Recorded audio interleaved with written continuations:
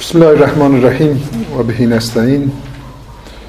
خدمت همه برادرای حاضر عرض سلام و احترام دارم و از بارگاه الهی استدعا دارم که قدم‌هایی را که در این راه برای کسب معرفت و خدمت به صلح و تعهدی که نسبت به وطن و دین خود دارند هر قدمشان را در ثواب دنیا و آخرت محسوب بدارد. ما اگر شما مطلع هستین که در این شب و روز من حیث یکی از مسئولین حزب اسلامی افغانستان مصروفیت‌های بسیار مدیده داره و قرار است که فردا با یمن مرحمت الهی تظاهرات بزرگ و شکوهمندی را به خاطر اعاده صلح به صورت مسالمت‌آمیز در شهر کابل برگزار بکنیم. بنابراین مصروفیت زیاد بود، ولی به دلیل از اینکه یکی به مسائل فرهنگی و سیاسی عقیدتی ما یک محبت خاص دارم و دوم جمع برادرایی که در اینجا در طول از 2 سال 3 سال زحمت کشیدن و به کارهای عقیدتی پرداختن، بر ازنا هم ارج و محبت و احترام زیاد دارم. دیگه کارا را گذاشته خدمت شما آمدم و به این افتخار میکنم. بحثی را که من میخواستم بکنم فراتر از این بود که تنها در رابطه با طرح پیشنهادی حکومت عبوری یا موقت یا مشارکتی که تا هنوز مسما نیست باشه، مبنی بر این که اگر ما میخواهیم که فراتر از بحث سیاسی محض که چگونگی ایجاد یک حکومت عبوری یا گذار یا مشارکتی است به این اصل بپردازیم که دلایلی که باعث جنگ‌های متعدد در کشور ما هستند، او عواملی که باعث این حالت بحرانی شدن کدام هاست و وقتی اونا را دقیقاً شناسایی کردیم و تعریف کردیم به این که چگونه راه حلی را باید پیشنهاد بکنیم ساده تر میرسیم. من حیث یک شاگرد علوم اجتماعی و جامعه شناسی کوشش میکنم در همین محدوده 15-20 دقیقه که برادر لطف کردن به من واگذار کردن، در همین محدوده بنان به صورت عنوانوار و شعاروار مطالبی که من فکر میکنم که در اصل ایجاد از این بحران تأثیر دارن و بالاخره بر رسیدن به رفع از این بحران میتونن شناساییشون مؤثر واقع شود یادآوری بکنم. به برداشت ما در افغانستان 3 جنگ وجود داره. یک جنگ از این مسلحانه است، ولی 2 جنگ دیگه از این به صورت مسلحانه یکیش وقتاً فوقتاً تبارز کرده و دیگهش به صورت علنی در اذهان واضح و مشخص نیست. ما در افغانستان از 250 سال به این طرف نظامی داشتیم که بر اساس سلاله از یک ولایت از یک قوم حکومت می‌راندن در افغانستان و با رضایت یا با کراهت یک اصل پذیرفته شده در جامعه ما بود. در طول این زمان جنگ هایی که ما داشتیم بین پسران و پسران کاکا و بزرگان همین قوم و همین خاندان بود. یک تعدادشان مردمان وطن دوست بودن، از شخص بنیانگذار این ساله که احمد شاه بابای عبدالی است که خدمات بزرگی را بر از این کشور انجام داد و باعث شد که ما امروز کشوری به نام افغانستان داشته باشیم. و ما هرچندی که حساسیت خاص نسبت به اصل شاهی دارم و بنابراین احمد شاه بابا را میفتم که بالاخره یک پادشاه بود، ولی حقیقتا وقتی که آدم دقیق تر متوجه میشه خدماتی که اونا کردن و زندگیشان و شکلی که نظام اداره کردن از بسیار جهات قابل وصف و قابل دقت است. بعد از اون متاسفانه به استثنای یک شاه که شاه زمان نواسیش که به این حکومت پرداخت و واقعا میخواست یک نظام منضبط و قانونمند در این منطقه ایجاد بکنه، باقی مانده ما شما جنگ هایی داریم بین فامیلا، ولی ملت افغانستانی اصلا پذیرفته بود که اینا هر کدامشون که به صورت تقلب بر سری قدرت می نشینن مورد پذیرش است. ما در سال 1982 در پارلمان فرانسه از ما دعوت کردن، تقریبا 40 سال پیش، که در رابطه با مشروعیت نظام در افغانستان صحبت بکنم. در اونجا ما در کتابی هم نشر شده از او و سخنرانی من در اون درج است، دو اصل اساس قرار دادیم که مردم افغانستان با کسی که بر اساس تغلب، یعنی بر حکومت بر منطقه مسلط میشه، اشکال ندارن الا به دو چیز. یکی که انسان کافر نباشه، کسی که در رأس نظام قرار میگیره و حداقل فسق و فجورش علنی نشه، و دوم وابسته به خارج نباشه، نوکر بیرونی در بین مردم تلقی نشه. در این دو حالت مردم افغانستان اقدام سلبی میکن، یعنی اینطور انسان ها نمیپذیرن. در طول همین تاریخ معاصر 200 سالی که داشتیم، اگر این دو عنصر در شخص بروز نمیکرد، مردم برش غرض نداشتن. و از طرف دیگه دولت ها هم با مردم افغانستان که 80-90% مردم قریه نشین و روستا نشین هستن کاری نداشتن. یک نظم از نگاه جامعه شناسی، از نگاه سلاله فکری فانکسیونالیسم در کشور موجود بود، مبنی بر اینکه مردم قریه نشین افغانستان یا روستایی که اکثریت افغانستان تشکیل میداد در زمان، برای یک ساختار سیاسی یک نظمی را ایجاد کرده بودن و اون نظم استوار بود بر 3 عنصر: ملا، ملک و خان. در هر قریه، در هر روستای این 3 عنصر نظام اداره میکرد. ملا بخش عقیدتیشه و خان مسئله سیاسی و اداره و اسلام منطقوی را، و ملک ارتباطی بود بین روستا و حکومت. یک عنصر دیگه هم در 100 سال آخر پیدا شده بود به نام معلم. اکثر از اینا دریشی پوش هم بودن و کلاه قرقلی می پوشیدن، ولی به خاطر حفظ نظم خود با عادات مردم منطقه و محل تطبیق می دادن. مسجد می رفتن، با مردم نشست برخاست می کردن، ولی همزمان یک عنصر مدرنیته را با خود می آوردن که درس تعلیم معاصر جدید است، برخلاف تعلیمات مدرسه‌ای.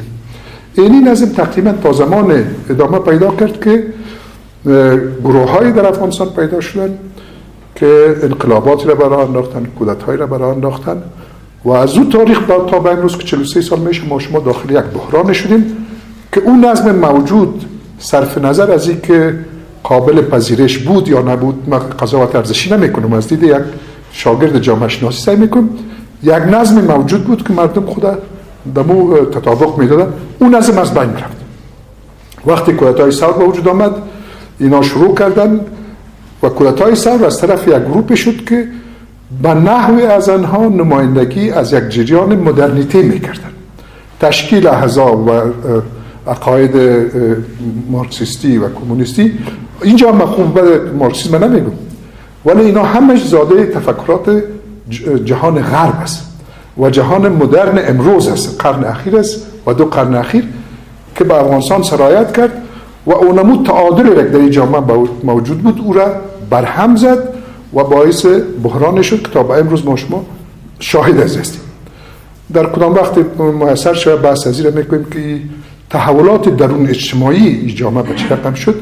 یکی از اقدامات از این شد که اونمون نظم روستایی و قریه‌ای ما که بر میزش بر 3 عنصر ملا و ملک و خان استوار بود، او از بین رفت.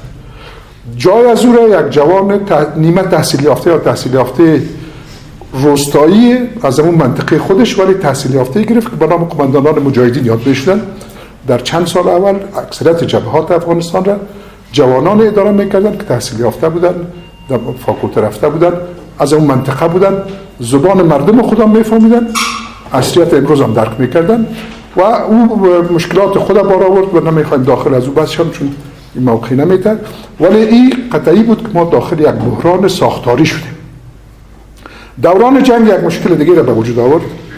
دوران جهاد اول یاد میکنم که تا زمانی که نظم یک حکومت یک خاندان و یک قوم و یک منطقه پذیرفته بود و نمون نظم وجود داشت، بازم میم که خوب و بدش هم عرض نمیکنم، نمیتون یک حالت یک نظمی را به وجود آورد. ولی در دوران جهاد مردمای دیگه، قریجات دیگه، مناطق دیگه که به رهبری یک مردم التزام داشتن در این مرحله رسیدن، خودشان جهاد کردن من حیث دیگه مناطق، من حیث مناطق جنوبی، در شمال، در شرق، یک مقداری در مرکز هم، و آخر به این نتیجه رسیدن که به گفته اعراب انتم رجال و نحن رجال، شما هم در این حکومت سهم دارید، ما هم یک کسی هستیم. اون از اون دوران یک مطلب دیگه به وجود آمد مبنی بر این که اشتراک اقوام و مناطق در ساختار نظام و در اقتدار نظام. این برخوردی که به وجود آمد، این بحرانی که به وجود آمد باعث تشکل احزاب شد که به اثر عوامل داخلی به خصوص خارجی تبدیل به احزاب و گروه‌های شد که امروز به نحوی از آنها تکیه‌داری اقوام میکنن. و من فکر میکنم یکی از انحرافات بسیار بزرگ و جبران ناپذیر در کوتاه مدت این جنگ است که به نام اقوام و تکیه‌داری اینا در جامعه ما به وجود آمده و به خصوص در تبانی با کشورهای بیرونی که منافع خود را در حالت بحران از طریق این احزابی که بیشتر شکل قومی گرفتن افاده میکنن. و اینا هم یکی از جنگ ها اینمی جنگی است که در داخل افغانستان و امروز و فردا ما به خاطر مطلب یاد کردم که در چند روز آینده این مطالب بالا میآید و گفته میشه که شما به نام قوم به ما سهم بدید. و این یک جنگ است که حل کردنش ساده نیست. ممکن است ما به یک تفاهمی در روزهای آینده به امید خدا در هفته‌های آینده برسیم، ولی خود از این مشکل من حیث از این که به نام اقوام در این کشور ما اعاده حقوق بکنیم یا تقاضای حقوق بکنیم، یک مشکل است که در این کوتاه مدت و سادگی حل نخواهد شد. جنگ اول ما یک جنگ بین سنت و مدرنیته است. جنگ سنت منظور ما سنت دینی نیست، عرف مردم است، زندگی قریه نشین است. ما به شما میگم که قریه نشینای افغانستان، روستانشینان افغانستان و اساس حکم تاریخ و جغرافیا آنقدر شباهتی که با یک روستانشین درنشین سوئیسی و چیلی و پیرو داره با یک نفر در شهرنشین نداره. یعنی او یک زندگی خاصه میکنه. یکی از مشخصات زندگی قریه نشین است که قانون اونجا عرف است، عرف مختلط شده و مشتق شده با دین. و قانون شهرنشینی و مدرنیته قانون است. جنگ دومی که ما از 60 سال 70 سال به این طرف داریم و از 100 سال به این طرف در تمام جوامع اسلامی بروز کرده، جنگ بین زندگی سنتی قریه نشینی است با زندگی مدرن شهرنشینی است. در این جنگ در بسیاری از کشورهای اسلامی چون تجاوز بیرونی صورت نگرفت، به صورت مسالمت آمیز برخورد فکری و عقیدتی ادامه پیدا کرد، ولی در افغانستان به اساس تاریخ و جغرافیایی که داشت، به اساس تجاوزاتی که در اینجا دو تجاوزی که صورت گرفت در 40 سال آخر، این به یک مبارزه مسلحانه تبدیل شد. امروز یک جناحی که به حیث به نام طالب ها و قبلا به نام های دیگه حرکت انقلاب اسلامی اینها در جامعه ما تبارز کرده بودن، نماینده اونمو تفکر برداشت فرهنگ جامعه روستانشینی و قریه نشینی ماست. و از این طرف مردم شهرنشین، البته این مطلق نیست، در قریجات ما انسان‌های روشن داریم، حالا که دنیا به اصطلاح بسیار خرد و کوچک شده. این همی جایی که ما شما صحبت میکنیم اگر برادری را نشر بکنه، شب در نورستان و در تخار و در بدخشان و در اسپین بولدک هم مردم میبینن دنیا با هم نزدیک و کوچک شده. ولی در اون زمانی که این مسائل وجود نداشت، این برخورد وجود داره. البته به صورت نسبیش در این شهر کابل ما مردایی داریم که بسیار سنتی هستند، و شاید در قریجات هم انسان‌هایی داشته باشید که خیلی تفکر مدرن دارن. اما این جنگ یک جنگ است که به نظر من ریشه اصلی اختلافات درونی جامعه افغانستان میتونه به نحوی از آنها ارائه بکنه. و جنگ سومیش بازی جنگ استقلال طلبانه است، هرچند که عوامل متعددی در این جنگ شرکت داشته، ولی به صورت کل میتونیم بگوییم که در دهه 70 و 80 میلادی جنگ ما بر مقابل تجاوز روس‌ها بود، یک جنگ استقلال طلبانه بود. و از سال 2001 به این طرف یک جنگ استقلال طلبانه دیگه با اونمو عوامل انگیزه هایی که پیشتر عرض کردیم در مقابل تجاوز و اشغال آشکار ایالات متحده آمریکا و کشورهای متحد بود. ما از سال 2010 که به کابل آمدیم، برادرایی که تعقیب کرده باشن، بدون استثناء در تمام مصاحبات و صحبت‌های خود گفتیم که افغانستان یک کشور اشغال شده است به 3 دلیل.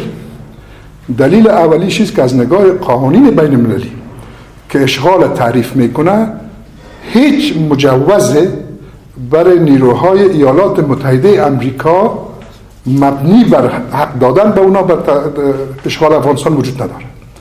البته مطبوعات افغانستان بارها را تکرار کردن و خارجی ها در طول از 20 سال که نیروهای خارجی بنابر قطعنامه شورای امنیت ملل متحد به افغانستان آمده.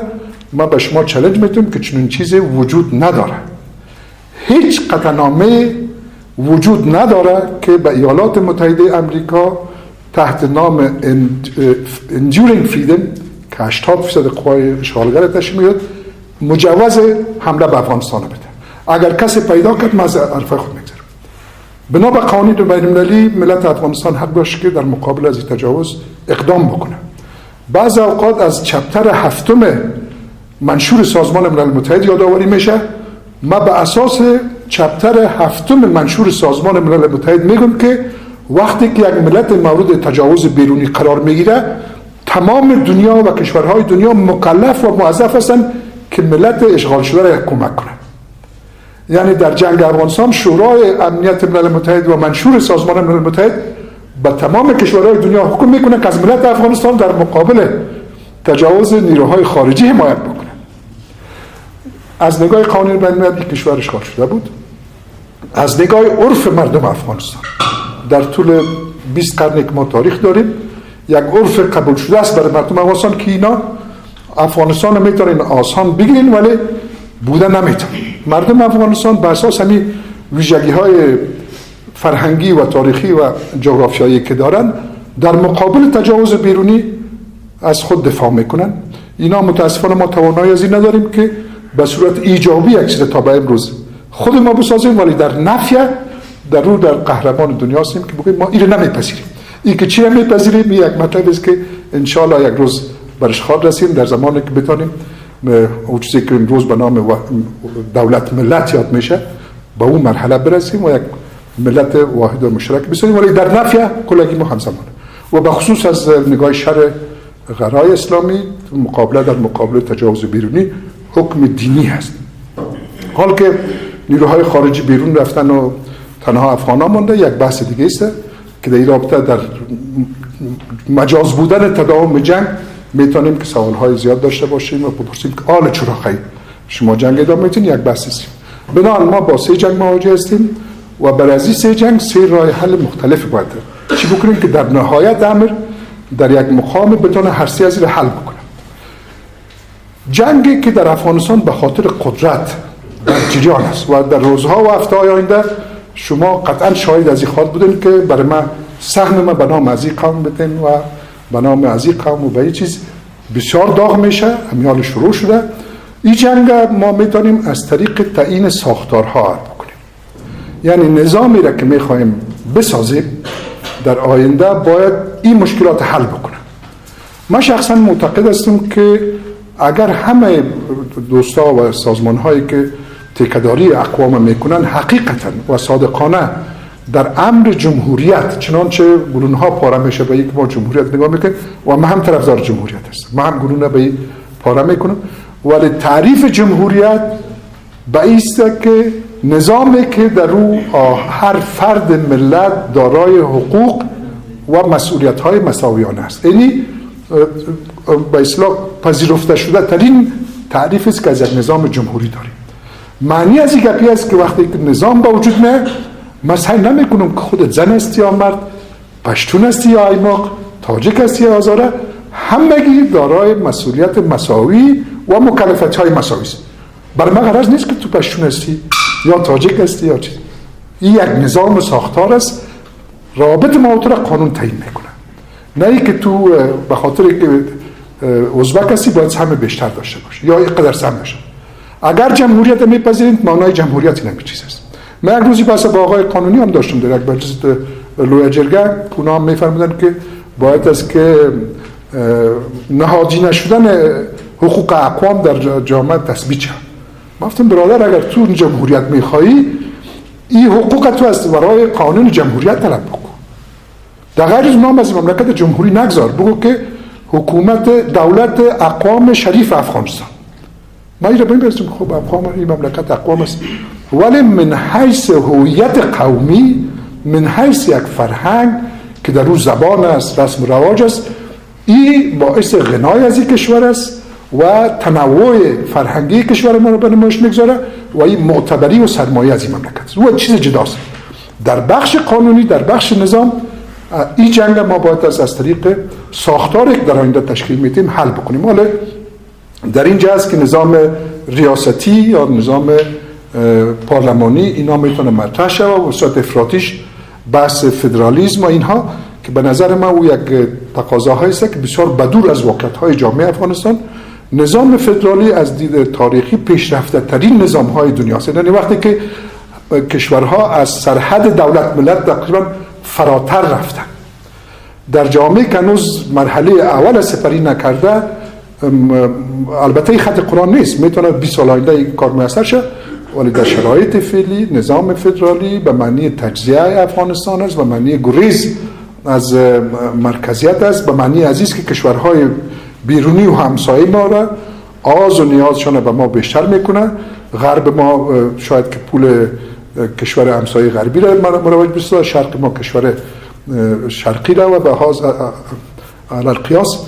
بنابراین این جنگ که در بین به نام اقوام و سهمگیری و ایناست باید از طریق در مذاکرات آینده از طریق ساختاری بشه که قناعت همه را حاصل بکنه و در غیر از او ما شما شاهد از این خواد بودیم، متاسفانه و شما شاهد خواد بودیم که جنگ صورت میگیره که به من 25% سهم بده، یکیش میگه به من 40% سهم بده، یکیش میگه به من 15% سهم بده. بازی را کی پورا میکنه؟ چه قسمی را حل میکنه؟ کدام آمار است که نشان بده که این قوم قرص و تو چی کاره هستی که به حیث تیکدار قوم نه خود نماینده هم از قوم چی میکنی؟ در کجای انتخابات صورت گرفته که به نام قوم نماینده تعیین بکنه؟ این کار ما را به مشکلات زیاد مواجه میکنه. ساختاری که میسازه میره باید حل بکنه. جنگ استقلال طلبانه که جنگ مشروع بود تا به دیروز ولی امروز مورد سوال است، از طریق اعاده استقلال افغانستان و سپردن اراده حق خود ارادیت مردم افغانستان به خودشان است. ما امیدوار هستیم که در مذاکرات آینده مداخلات کشورهای همسایه و کشورهای بزرگ جهانی به او حد نباشه که ما احساس کمبود در حق خود ارادیت خود داشته باشیم. ولی علی حال به هر صورتی که نظام آینده ساخته میشه احد حق از این نداره و صلاحیت از این نداره که بگوید که ما امی جمعی که هستیم سر از روم میتونیم بس ما نمایندگی از ملت افغانستان میکنیم. هیچ کسی در این کشور نمایندگی از ملت افغانستان نمیکنه. در این شک نیست که یک تعداد احزاب حال خوب و بد امی تکدارا و اینا کستن به نحوی از آنها از اقشار مهم جامعه در فقدان احزاب ملی سرتاسری فرا قومی، فرا منطقه‌ای، فرا ولایتی به نحوی از آنها از یک تعداد مردم نمایندگی میکنن و اینا باید است که در تصمیم مقطعی که از این حالت بحرانی چه قسم گذار بکنیم به یک تفاهم برسن. دولت افغانستان با یک انتخابات به میان آمد که در او صرف نظر از تقلبی که بر همگی آشکار و عیان است کمتر از 1 میلیون نفر در روز هم گرفتن. معلومات میسه که همون جنایی که خود برنده اعلان میکنه کمتر از 400,000 رای داشته.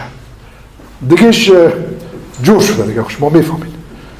حتی اگر 1 میلیون نفر به یک کاندید رای داده باشه، 1 میلیون نفر در کشوری که 18 میلیون واجد شرایط رایگیری داره، در بهترین وجهش 1/18 مردم افغانستان نمایندگی کرده میتونه.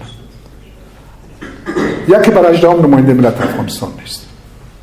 بنابراین در فقدان موجودیت احزابی که از طریق انتخابات سرتاسری و ملی بتونن نمایندگی بکنن، ما ناگزیر از این هستیم که امیر رهبران فعلی که هستن که از 10 نفر تعدادشان کمتر می باشد در مذاکرات که ممکن است سال در وجه عملیش در ترکیه برگزار شود. درست پیش با آقای خلیلزاد نشست داشتیم و کمتر از 3 هفته در بر بگیره. در اونجا با حضور طالبان، با حضور جناب آقای اشرف غنی مذاکراتی را برای بردن و برای یک حکومت گذار که نامش مشارکتی میگذارن، عبوری میگذارن، موقتی میگذارن، مهم نیست، تشکیل بدن. طرحی که ما من حیث حزب اسلامی داریم است که یک این حکومت باید است که کوتاه‌ترین مدت برش باشه و تنها یک وظیفه برش داده شود، برگزاری انتخابات شفاف و عادلانه و به زودترین فرصت ممکنه حق تعیین سرنوشت ملت افغانستان به مردم خود افغانستان واگذار بکنن از طریق یک انتخابات سرتاسری. چگونگی تشکیل حکومت به خاطر از اینکه نظام‌های موقتی ائتلافی که تا به حال تشکیل شده در افغانستان البته هیچ کدامش متاسفانه نتایج مثبتی را بار نآورده.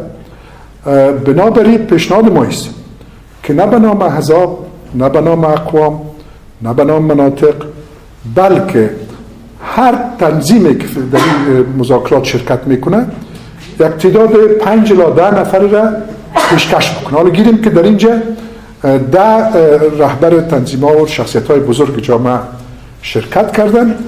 برای طالبان ناگزیر است ما شما که یک سهم خاص قائل شویم، این جزء مذاکرات است که چی سهمی به اونا واگذار شود، ولی در خود مذاکرات که برگزار میشه باید هر ایت تنها یک گوینده باشه، در پشت سرش میتونه که افرادی باشه که مشاور حقوقیشان، مالیشان، سیاسیان باشه، ولی هر جنا یک سخنگو داشته باشه. اونجا جای رایگیری نیست که کی زیاد رای بره، بلکه طرحی است که باید سر از موافقت برسد. امی جنا هر کدام به استثنای طالبان برشون باید سهم مشخصی تعیین شود. مثلا 10 نفر معرفی کنن، این افراد متنازع فیه نباشن و بهتر است که متحد به احزاب هم نباشن. ولی حزب اسلامی میتونه 10 نفر شخصیت که در جنگ شرکت نکرده، فاسق نبوده، وطن فروش نبوده، مزدور نبوده، چرو چپاول نکرده، 10 نفر شخصیت از اساتید پوانتون، از شخصیت‌های برازنده پیشنهاد بکنه. جمعیت اسلامی هم این پیشنهاد بکنه، طالبان هم این پیشنهاد بکنه، تمام تنظیم‌های کس. بعد از او از میان از این 200-300 نفری که پیشنهاد میشه 20 نفر یا 30 نفرشان برای اداره حکومت عبوری تعیین شوند. افرادی هستند که مثلا در حزب اسلامی شما 10 نفر معرفی میکنین، از این 10 نفر شما میگین که اینی 2 نفرش ما خوشتر داریم، یعنی 8 نفر دیگه شروع. هر قدری که افراد رای بیشتر میدونن اون نفرها میتونن. به این ترتیب ما از افتادن در دام حکومت ائتلافی نجات پیدا میکنیم، چون که حکومت ائتلافی کشمکش است. حکومتی را برو هم طالبان باور داشته باشن، هم احزاب دیگه، هم جناح‌های مختلف مطرح سیاسی کشور.